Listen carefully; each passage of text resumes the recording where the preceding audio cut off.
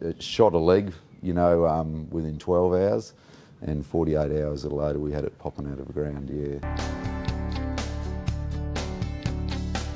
A wheat sheep operation, wheat, sheep and hay, and yeah, we farm in 3 different locations in the west. At Wildcatcham is our, we're all in the eastern wheat belt of Western Australia, and Wildcatcham, Cleary Beacon, and down at Darren, Meckering. That adds up to about 17,000 acres, and out of that we'd crop 9,000 to 10,000 acres a year. Big dry spells during the cropping seasons and things like that, which has you know, made it challenging in the least to grow a crop, that's for sure. We've found at this point in time we've had a run of 3 extremely dry seasons, and to be growing any crop at all has been a major achievement.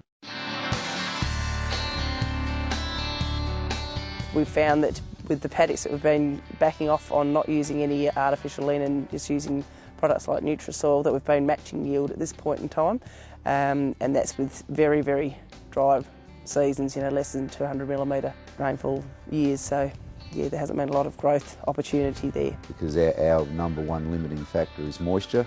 You know, moisture is a huge thing. We've got to capitalise on every bit of moisture we can get. So we've got to enhance our moisture. We can't dehydrate the system at all.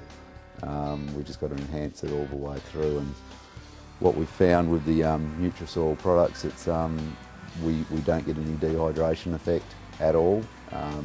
It actually, because it's a total plant food, we've actually sprayed it on crops in the past, and it's well, last year we had some crops that were very dry and fairly dehydrated, and we actually applied the Nutri-Soil, and it was just like a real stimulus for the plant. It stimulated, they got up and bulked up, and you know, really invigorated them. And then we got a bit of rain after that, and you know, far away. On our northern farm this year, we planted into some. We got good summer rains up there, and which set that country up there, and that's why we've got to set our system up to capitalise on any rainfall event, and they might be January, February rainfall events. And we got a little bit of opening rain. It wasn't opening rain, it was a thunderstorm, and we actually sowed on that in the end of April. And so we had good moisture conditions just on that block up there, and we actually got seed out of the ground within 48 hours. Yeah, so it was pretty impressive, yeah. If we hit really dry conditions and the crops all just sort of sit there for a bit, they continue to grow root mass, and that's what we're doing. You know, we're more about farming really what's under the ground than what's on top of it. In the past, you know, we've seen crops, you know, it'll finish and it'll tip them, and in a day you can just tip your crops and she's all over with. But you get that, once you've got that root development, you know, the crops are up, and you know, they'll hang on a lot better through that.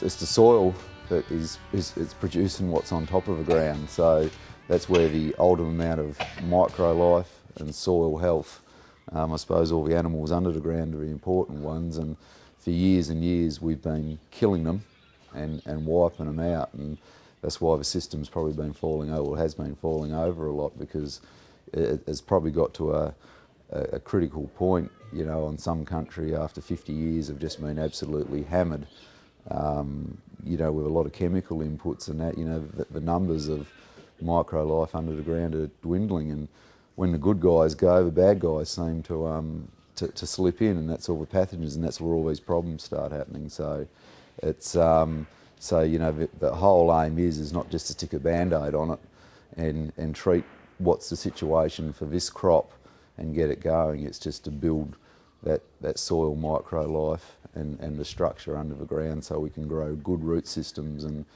good root systems will lead to grain yield for us. You know, you don't necessarily have to have a really thick crop, you know, with a huge, you know, foliage, you know, hundreds of tonnes of foliage on top of the ground. You can have a crop that's, you know, a well-established crop, and it all gets down to grain fill. If it fills properly and fills to its true potential, that's when you pull your, you know, you get your grain in the bin. And that's what we've all been about. The beauty of the Nutri-Soil product is that it is a plant and a soil food, because it has the microbial component to it as well as the nutritional side. So at the same time, you're not only getting a good plant food, but you're also supporting the soil to keep improving as well. And we've noticed that on our farm. There's definitely a cumulative effect of using it year after year on the same soil. The soil does start to handle the conditions better, and we've got crops this year that have germinated on extremely low soil moisture. The only thing we really can put it down to is stopping using artificial sources of N and using the Nutri-Soil product, and we've found that the soil just mustn't dehydrate so much, and the plants are able to access better whatever moisture there may be. Even though this May we had only 4 1mm rainfall events, we were still able to get a crop to germinate in that, which is quite remarkable.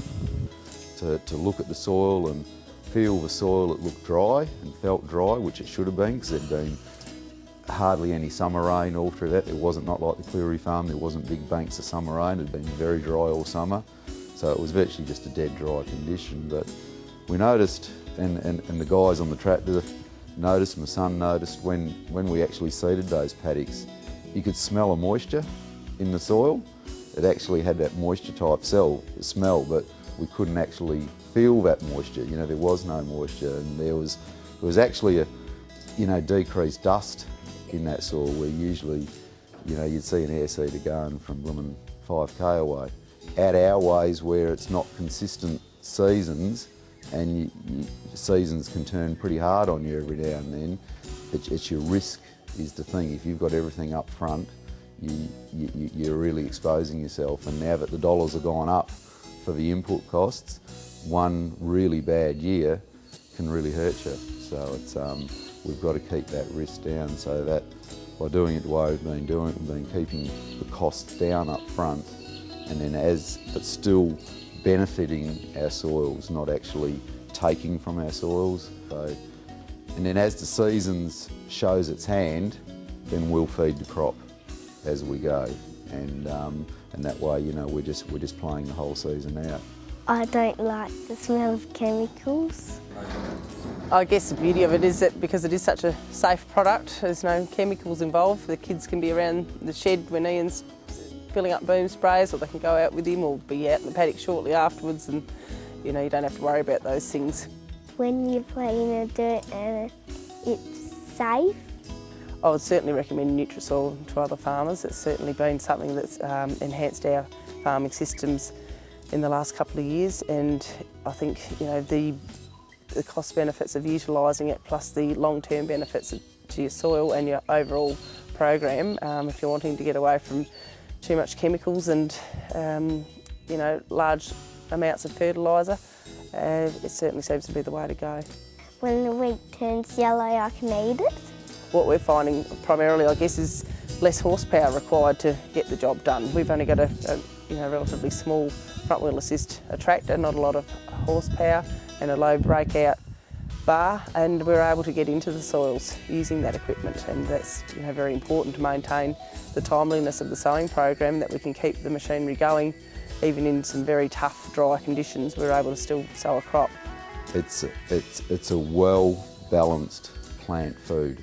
That's what it is. Part of our farm is highly alkaline soils, or was, but they're sort of sitting towards the neutral side, but also the acidic soils have been heading more towards neutral, so it's getting more of our soil types sitting around the 6.5 pH, which is getting far more manageable.